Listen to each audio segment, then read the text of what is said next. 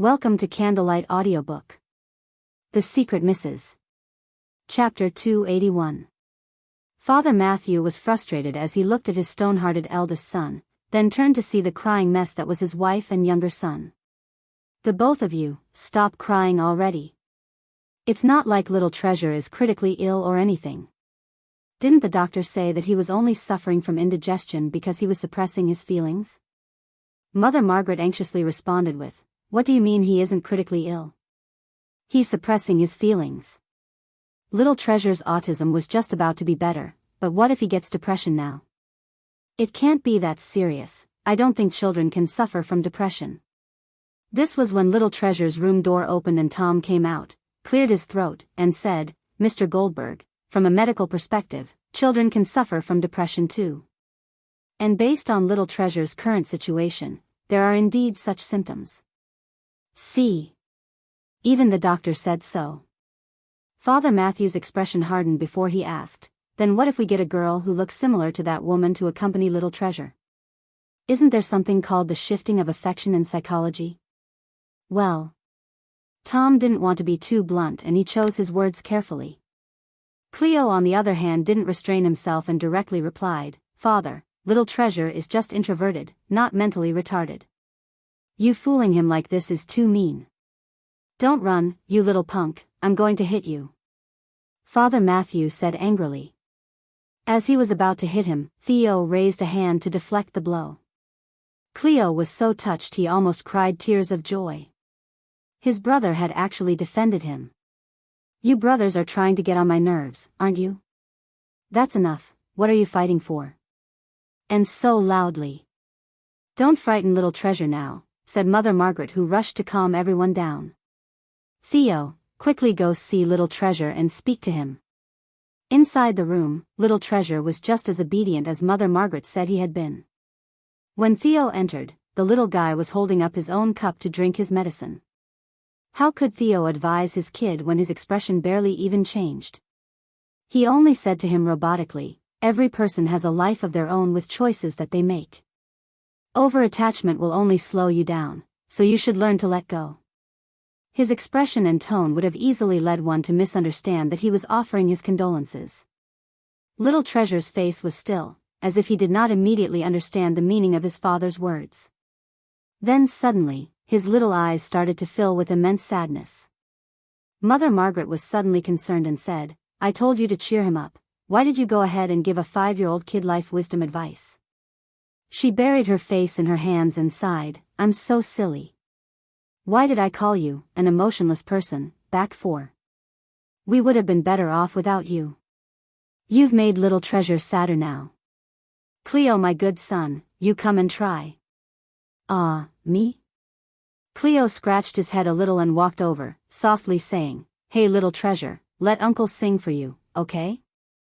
Cough cough, gourd doll, oh, gourd doll on a 7-flower vine, unafraid despite the storm, la la la la la." In the next second, Little Treasure's eyes suddenly filled with hot tears that started to pour. Mother Margaret was so upset and angry that she hit Cleo on the back. "Dang you. Why did you sing that song? You've made Little Treasure cry now." Cleo felt falsely accused. "Please. This is on me too. I sang such a happy song.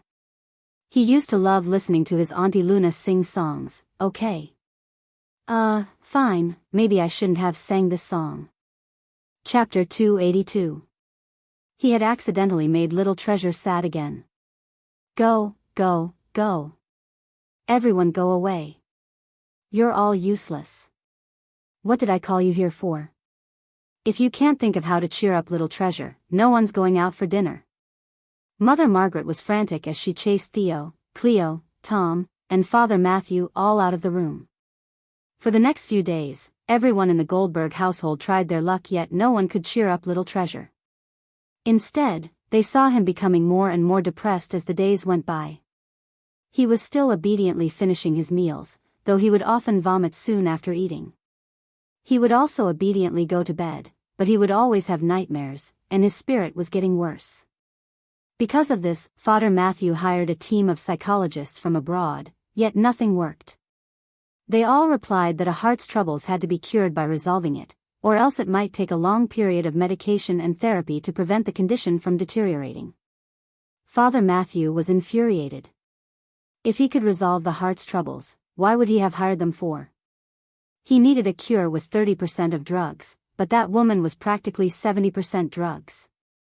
How would he dare use this on little Treasure? A motherly figure played such a huge role on a person's life and growth. As of now, the Goldberg family's third generation only had little Treasure as the sole heir. If anything bad were to happen to little Treasure due to her mistake, how would he explain that to his late ancestors?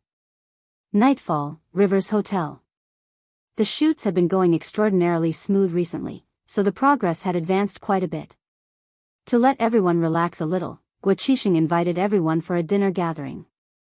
Everyone has been working really hard, especially Luna, who had particularly more scenes. When we're done shooting, I'll definitely treat everyone to another feast. Cheers. Cheers, everyone. Cheers. Thanks for the treat, director. As Emma, who sat in the corner, heard the words, Luna, who had particularly more scenes, she clenched her fists so hard that her nails were cutting into her palm. Yet, on the outside she could only maintain a polite smile. Now that the entire drama team's financial sponsorship came from the Goldberg Group and Glory World Entertainment, she had no support or say in the production at all. Thankfully, she knew the drama team would not dare change her position as the lead female character. Even with all that had happened, her popularity and standing was still evident as she still had lots of diehard fans. She just had to temporarily endure this. As much as Luna might have stood out, she was still a supporting role compared to hers. Glory World only spent so much money because of the marriage proposal. Since that incident, everyone in the drama team obviously distanced themselves from Emma.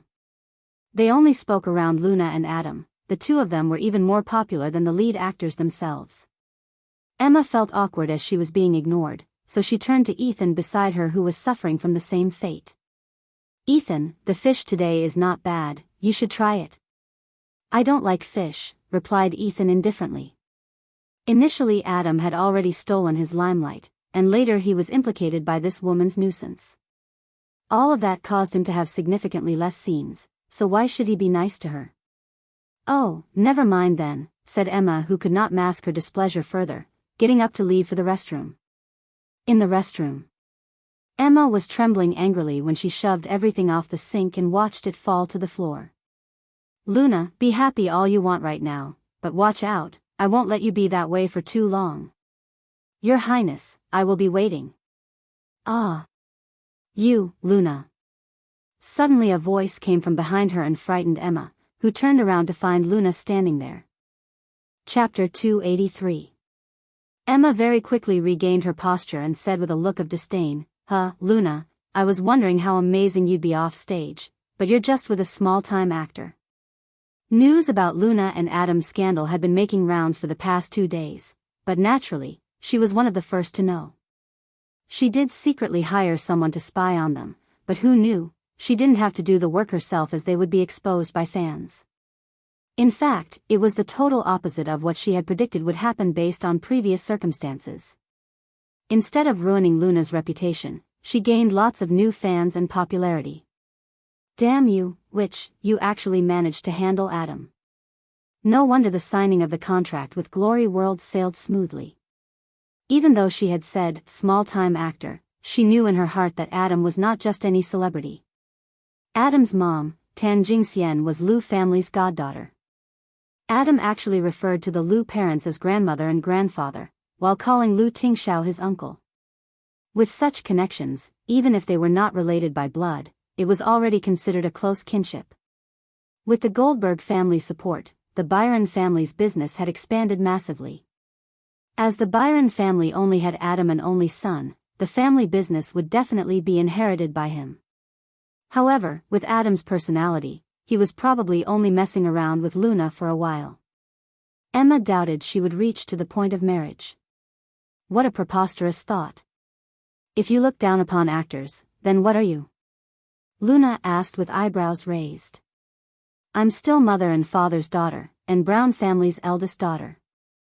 Naturally, I'm nobler than you are. Emma said this arrogantly, obviously purposefully boasting about how Robert and Rebecca did not hold a grudge against her for that incident. She chose this industry not only because she loved being sought after and enjoyed the feeling of getting what Luna could not, but the best part was that she could widen her network. This time too, it was thanks to the fact that she pulled some strings to help Brown International close a big deal that she could walk away from the shadow of framing Luna. She really had to be more careful from then on. As she thought about this, Emma suddenly felt empowered and haughtily said, "You sold yourself for merely $8 million. Someone like you don't deserve to be comparing and negotiating with me." Pfft. Luna burst out laughing as she heard this. "What are you laughing at?" Luna looked at her unbothered and said, "I'm laughing at the $8 million. Emma frowned. "Luna, you can stop being weird with me." "What do you mean?" Luna shook her head and sighed. "Miss Brown, I'm really sorry, but I didn't think that you'd be this stupid. I can't believe you still don't know where I got the $8 million from." Emma scoffed coldly. "Isn't it from you prostituting yourself to Adam? What is there that I don't know about?" Luna had a smug expression as she leaned forward to her ear and said in a low voice, "That $8 million worth of breach of contract fee, didn't you give that to me yourself?" "What? I gave that to you?" "Luna, you're crazy, aren't you?" "Why would I have?" Emma stopped mid-sentence before she widened her eyes and said, "Luna, it was you. The person who threatened and intimidated me was you." "Yeah, it was me." "What are you going to do about it?" "You were blackmailing me." "I'm going to sue you." "Ah, I'm so afraid." You, Emma was furious. She never would have thought her hard-earned money would have ended up in Luna's pocket as her breach of contract fee. The incident had finally subsided and she could never mention it again. Besides, she didn't have any evidence. She had long hired people to decode those anonymous letters and the bank account, but to no avail. At last, she had no choice but to swallow her defeat. Chapter 284. After Luna left, Emma gathered herself before giving Liam a call. "Liam, when your meeting's over, can you come fetch me?" "I'm sorry, Emma, I have a dinner meeting tonight. It might end quite late." "How about I get the driver to fetch you?" "Hello? Hello?" The other end of the phone was silent, only quiet sounds of held-back tears were heard. Liam immediately asked, "Emma, what's wrong? Are you crying? What's happened?" Emma choked on her tears and said, "Liam, I'm really sad. Everyone in the drama team is ostracizing me. They're all fawning over Luna and Adam. No one will speak to me. Just now, I was just asking Luna out of concern about her and Adam. I told her that if she needed money she could ask from me, that she shouldn't do anything stupid. She said many mean things in return instead, and even said that I don't deserve to care about her." Liam sighed and said, "Emma, rumors about Luna and Adam's scandal have already been making rounds recently. Your question might come across as an interrogation, that's why she's unhappy about it. You even asked her if she needed money, clearly implying that she's getting her money from Adam."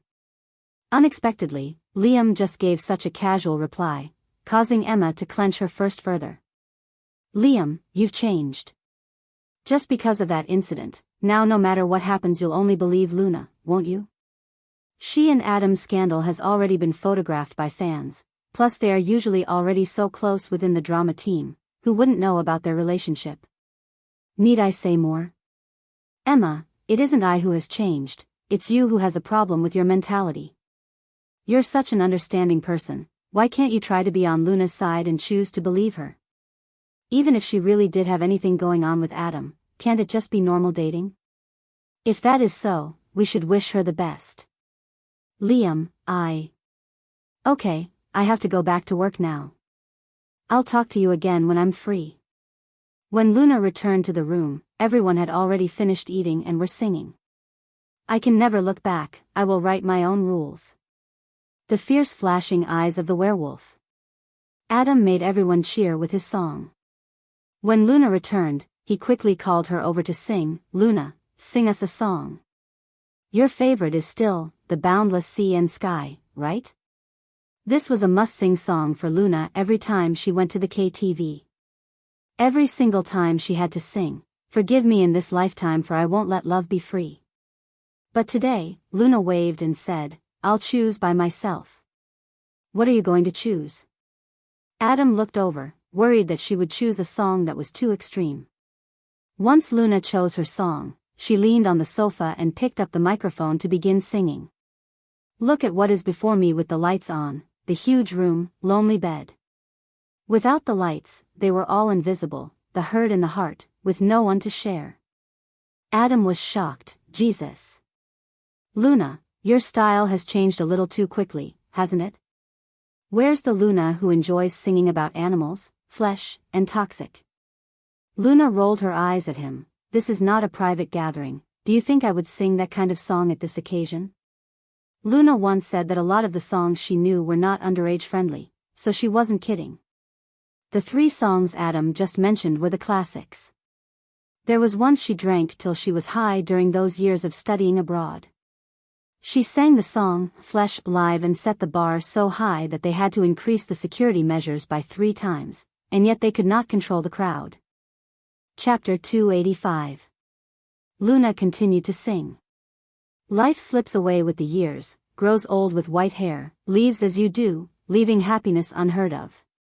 As he listened, Adam knew something was up. Why did he feel like this song wasn't a casual choice, but was sung for a specific person? "I really miss you, I do, but I reveal no signs. I still think of you, I still let memories take over, I still pretend to be okay. I really miss you." Realization dawned on Adam. Indeed, she was singing for someone. At this moment, no one knew, but outside the room door stood a tall figure. He was initially only passing by, but found himself stuck and mesmerized at the door. His partner noticed him stopping and could not help but called out, "CEO Goldberg, is there a problem? CEO Zhang and CEO Wang are still waiting for us upstairs." "Quiet." The coldness of his tone rendered his partner speechless. Then, a girl's low and sultry voice was heard from the room. "I really miss you, I do, yet I lie to myself. I really miss you, I do, but let's just keep it a secret. I really miss you, I do, I'll just keep it to myself." Even when she had stopped singing, he stood at the same spot, not moving for a long time before he left. Late at night. Goldberg family old residence. In the garden on the jade-colored stairs, he held a cigarette between his fingers. He did not put it to his lips at all till it burned out, lost in his own deep thoughts. "Bro, it's already so late, why haven't you made your move?" Cleo rushed over to ask. Theo put out his cigarette and said, "What?" Cleo shot him a look. "Stop pretending. You've planned such for Matthew to be outstation. Wasn't so you could call Luna over tonight? Matthew will rush home first thing tomorrow morning. If you don't call Luna now, we won't make it. Look at our poor little treasure, doesn't it break your heart? I'm heartbroken as his uncle. Don't wait till he really gets depression. You can try, but the probability of her agreeing to it is 0, said Theo as he got up and walked into the house. No way. I can definitely persuade her to come over, Cleo said, full of confidence as he took out his handphone. After the gathering ended, all the drama team members left one after another. Just as Luna reached the hotel, her handphone rang. She took a look at the caller ID. It was Cleo. She didn't immediately pick up, but instead she let it ring several times until the caller hung up. After a while, her phone started to ring incessantly again. Luna hesitated momentarily before finally answering the call. Hello. Hello, Luna. Are you asleep? Nope, the drama team's gathering just ended. Second master, it's already so late, is there anything? Cleo had too many things that he wanted to say and rant about. He immediately blurted nonstop to her and asked, Luna, what did you actually say to my brother that day? He locked himself inside his room for a whole day after that. When he came out, he pretended like nothing happened and began to work without stopping for 3 whole days. Only until Mother called to tell us that little treasure was feeling unwell, then he returned to the old residence, and then these few days. Little treasure is ill? What's wrong with him? Luna quickly caught Cleo's key point and stopped him. Cleo paused for a moment for his brother. Indeed, Luna still cared about little treasure the most. Poor brother. Chapter 286. Dr. Tom says he has slight depression, said Cleo with a heavy tone. Depression? Why does he suddenly have depression? How is he now? For the past few days, since she hadn't heard any news from the Goldberg family, she thought that the best news was no news. She thought little treasure had entirely healed under her care. Based on what she knew about his reactions, he could really have kicked up a fuss. Had Cleo and the rest sought her earlier, it might not have been like this. Now his condition is getting worse, even when we've had many doctors over. It's all not working, Luna, you have to come visit little treasure quickly. Where is little treasure now? At the old residence, where my parents live. Luna's end of the line was silent for a few seconds, and then there was a slight shift in her tone. Cleo, you're hiding something from me. What? No, I'm not. What would I hide from you? Little treasure has already been ill for a few days now. Logically you would have called for me earlier, at the very least, a call, but you didn't. Not until now, when it's already so late at night, that you're rushing for me to come over. Plus, little treasure is still at the old residence. Luna paused, before she continued. Father and mother, they found out about my identity, didn't they? They're against me and Theo getting together, and they don't let me go near little treasure anymore, right? Well. Cleo was used to being the one who guessed everything correctly. This was his first time being exposed with no way to hide. He suddenly turned sour and grumbled, Luna, since when did you become this quick-witted? Hey. I've always been this quick-witted. Luna rolled her eyes, frowned and asked with a tired tone, Second Master, you know how Theo and I are like now. If I go over it wouldn't be appropriate, what more with your parents' opinion of me now? I promised Theo I would take care of little treasure, and actually, tomorrow will be the final day of the contract. I would have to leave eventually. Even if I went right now, what about next time, and the next time? Little treasure has the best doctors, his grandfather and his grandmother, and you guys to take care of him. I believe that as the days go by, he will soon forget all about me. Luna said all of this in a single breath, not knowing whether she said those for Cleo or for herself. Of course she was worried about little treasure, but if she visited him now, she was almost sure that she would give in the moment she saw little treasure, to the point that she might even agree to all of his requests. She had already persevered for so many days, she could not just give up now.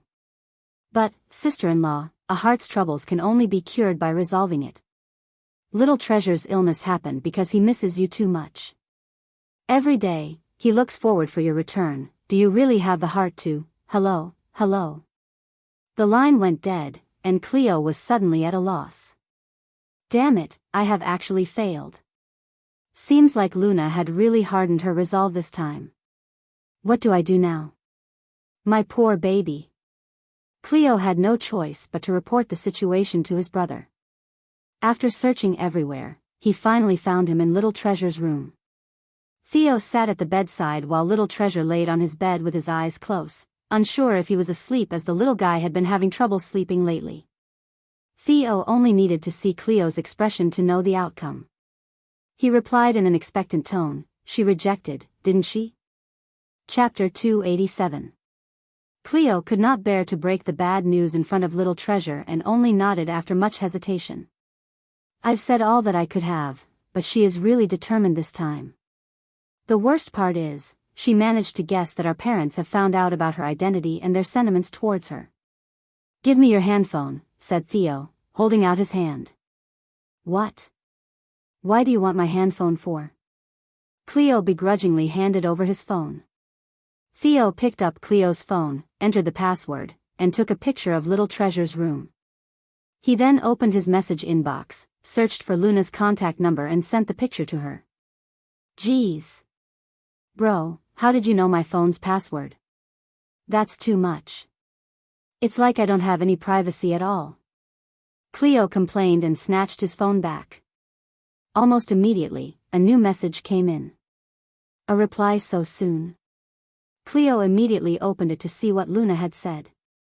All he saw was a whole lot of exclamation marks. Cleo. You asshole. Fine. I'll come right over. Whoa. Luna, why did you scold me? Bro, what did you send her? I'm completely innocent. It was you, but now I have to take the blame. How unfair can this be? Cleo whined, and then quickly opened to see the picture, curious about what was it that prompted such a quick response. After seeing it, he finally understood. His brother had sent Little Treasure's blank drawing canvas that only had those few short sentences to Luna. If not even Matthew could stand seeing this, what would Luna's reaction have been if she saw it? It was entirely predictable. Geez. He said so much to her but to no avail, yet all her brother did was send a picture over to her and she immediately changed her mind. If that was the case, why didn't he just send that picture right from the start?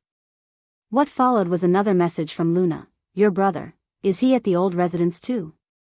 Cleo was about to subconsciously reply with a yes, when the phone was taken away by Theo. He immediately sent, no. Luna immediately replied with, that's good then, I'll reach within half an hour. Cleo silently felt sorry for his brother again.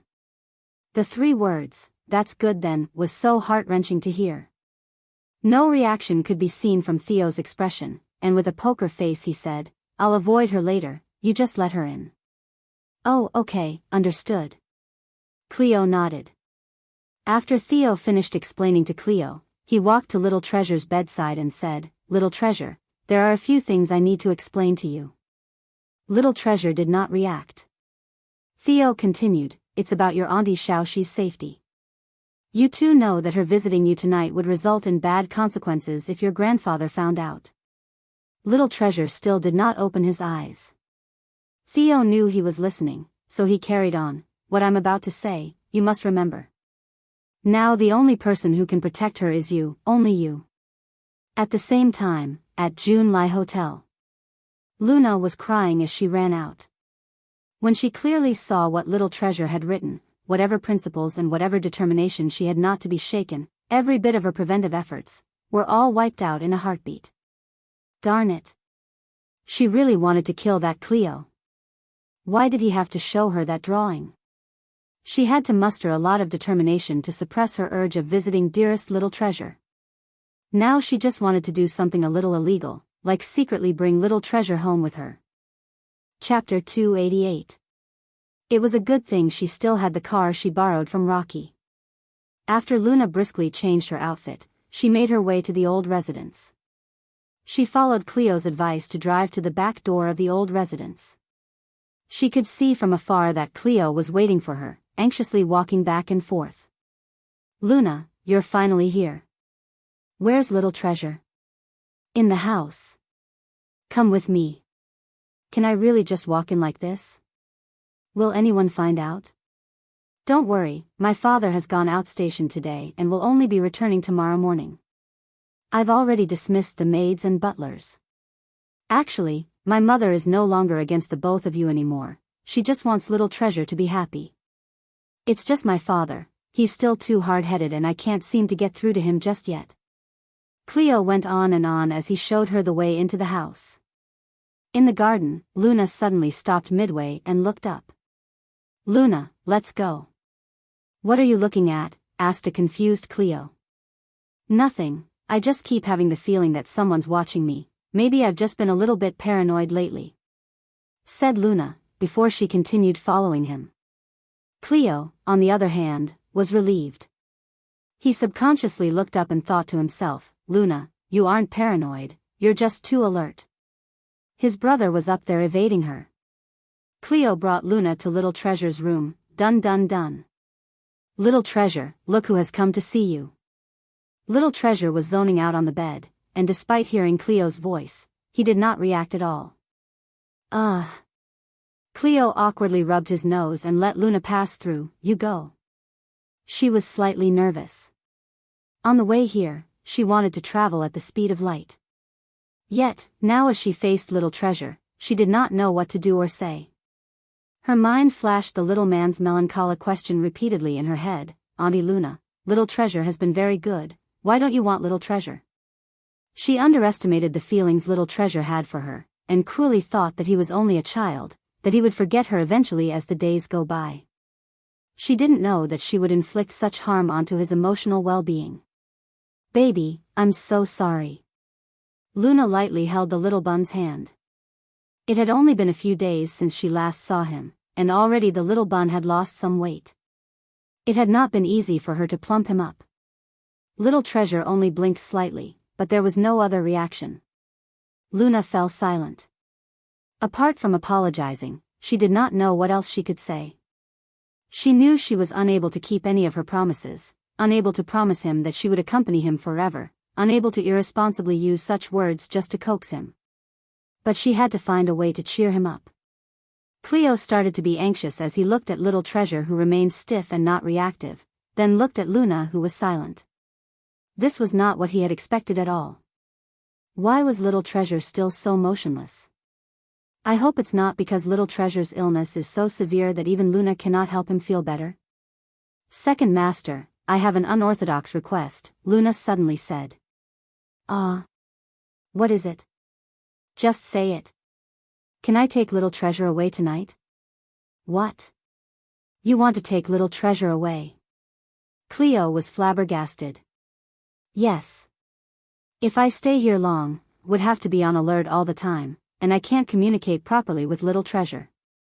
Besides, if I'm guessing correctly, Little Treasure has already been in here for quite a number of days, right? What he really needs now is a change of atmosphere to lighten up. Chapter 289. Cleo sighed. The psychologist has mentioned this as well, but Little Treasure wouldn't even move away from the old residence at all. I'm guessing he must have been waiting for you to take him home. When Luna heard this, she felt her heart tighten. The only thing is, letting you take Little Treasure away is too heavy of a decision, one that I don't dare to casually allow. Cleo was just thinking about what to do when his phone suddenly rang. It was a message from his brother. If she wants to take Little Treasure away, let her. Whoa. His brother had accurately guessed Luna's thoughts again. He was caught off guard again. Once he had received the decree, Cleo changed his stand and said, Luna, just take him away. Bring Little Treasure anywhere, it's fine. I'll leave it to you now. Seeing him change his mind faster than flipping a page, Luna was suspicious. Didn't you just say that the decision was too heavy and you didn't want to easily say yes to me? Cleo only replied matter-of-factly, I really didn't dare to casually say yes to you, but now I've thought it over properly, so it wasn't too casual a decision. I'm seriously telling you, yes. Luna was speechless, then she said, you can rest assured, I'll bring Little Treasure back before tomorrow morning. You can do that, but it's already late at night. Where do you plan to bring Little Treasure? What's wrong with it being at night? It's more romantic to relax at night. Luna shot him a condescending look, implying that he was shallow. Then she took out her cosmetics bag and started putting on makeup. Technically, it was a disguise. Practice made perfect. Luna very quickly made up her face to take on a futuristic sci-fi robot look. Then, she put on her short-haired wig and earrings. Luna's skin now looked like there was no flesh underneath, but as if it were made of metal and steel. She looked very cool. Cleo watched this with astonishment and exclaimed, Luna. Why did you make your face look like this? It's really cool though. You look like our robot butler one. Luna sprung a finger onto him. This is a skill that all actors must master if they want to maintain a free soul. Pfft, this skill ain't bad. Even if you stood on the busy streets, no one would recognize you. As Cleo said this, he noticed that when Luna was putting on her makeup, Little Treasure's empty eyes started to react, and he was staring at Luna. When Luna was done with her makeup, she reached to grab Little Treasure from under his armpits, and lightly carried him to sit on her lap. Then she picked up the makeup tools again. Cleo raised his brows at this and asked, even Little Treasure needs makeup? To be safe. Little Treasure's handsome little face is going to attract more attention than mine, okay? Besides, making him up like me, wouldn't that be cool? Don't worry, these makeup are organic, they're not harmful to the skin, she explained before starting to work on Little Treasure. Little Treasure sat obediently in Luna's lap without moving an inch, as though he was the most perfect little model. Luna got it all done very quickly within 5 minutes. Wah! So handsome. I want makeup too. Cleo said with shining eyes. Luna scoffed, you stay aside, don't ruin the dynamic between Little Treasure and I. Cleo squatted aside, feeling defeated. Fine, since you've helped me and Little Treasure so much, I'll help you make your face up next time when I'm free. Now, I've to take this cutie out. Okay, I'll hold you to your word, yeah, you're not allowed to break your promise. I'll pre-book my makeup for Halloween with you then. No problem. Cleo was satisfied, then he quietly led Little Treasure and Luna out of the garden. Chapter 290. Back door of the old residence. Luna carried Little Treasure in one arm, while she retrieved a children's helmet from her motorcycle's storage with the other, before she took out a safety belt. Cleo, who watched from the sidelines, watched in astonishment and said, "Wow, you're really well prepared. You already thought of taking Little Treasure away from the outset, didn't you? Those who didn't know might think you were eloping." "I wouldn't elope." Luna secured Little Treasure's helmet, and then used the safety belt to fix him tightly behind her waist. "Hold tight, Little Treasure, off we go." As he watched Luna go off with Little Treasure, Cleo mumbled to himself, I wonder if Luna is making up for Little Treasure's lack of motherly or fatherly love. Under normal circumstances, it should have been the father who brought their sons out to explore, shouldn't it? It wouldn't usually be the mother who brought their sons out with motorcycles in the middle of the night. But to let Theo bring Little Treasure out like that? No way. That was why he thought that Luna was amazing, she could be both the mother and the father. Tonight, with the moon hanging brightly in the sky and a chilly breeze blowing, it was the perfect weather. Speeding. At 70, feeling free, hoping the end is the Aegean Sea, running ahead and dreaming of the other side, we want to roam the world, running with the wind with freedom as your direction, chase after the power of lightning and thunder, fill my chest with the vast ocean, even the smallest sail can voyage. Luna drove her motorcycle at 40 yards per hour instead of the usual 400 yards, sang a few small tunes, and brought Little Treasure to explore the city. After a while, there was a familiar rumbling of motorcycles. She turned around to look, and as expected, it was Rocky and the gang. Rocky, too, had noticed Luna. Mandy, who was sitting in the back of Rocky's car, excitedly screamed, "Rocky, slow down. Why does that motorcycle in front of you look so much like the one you lent Luna?" Rocky slowed down and adjusted his headlights to look at the motorcycle. "You're right, that's the one. Hurry, follow him," Mandy excitedly urged, as she waved one hand to shout, "Hello, Luna." When both motorcycles met, Mandy immediately whined, "Luna, you're so mean. The last time we invited you, you wouldn't come. At last you came here yourself. Since we bumped into each other, let's compete a little. The destination is our old gathering spot." Rocky suddenly sped up, and the other motorcycles quickly followed suit. Because it was late and dark at night, coupled with the fact that Little Treasure and Luna wore the same black color clothing, no one saw that Luna had a little one with her. Luna steadily followed after them, and reached out to touch the little hand holding onto her waist and said, "Little Treasure, hold tight, I'm going to speed up, okay?" Little Treasure's hand gripped onto her clothes much tighter. Luna accelerated and rode ahead. Tonight, Rocky and the gang were riding on the road that was not as dangerous as Death Valley and were not showing off their skills. It was just a normal highway, and speed was what mattered. "Little Treasure, are you happy?" Luna shouted into the wind. A short while later, she felt a light knock on her back from the little helmet. That slight knock melted Luna's heart, and so she asked, "Then do you want to go faster?" The little helmet knocked on her again without hesitation. Luna smiled widely and continued to pick up speed. Of course, Luna's acceleration was only in comparison to her 40-yard-per-hour speed, definitely incomparable to the speed of Rocky and the rest. When Luna finally brought Little Treasure to the destination, Rocky and the gang were already sitting around smoking. Some were even so bored that they brought out the poker cards for a few rounds of games.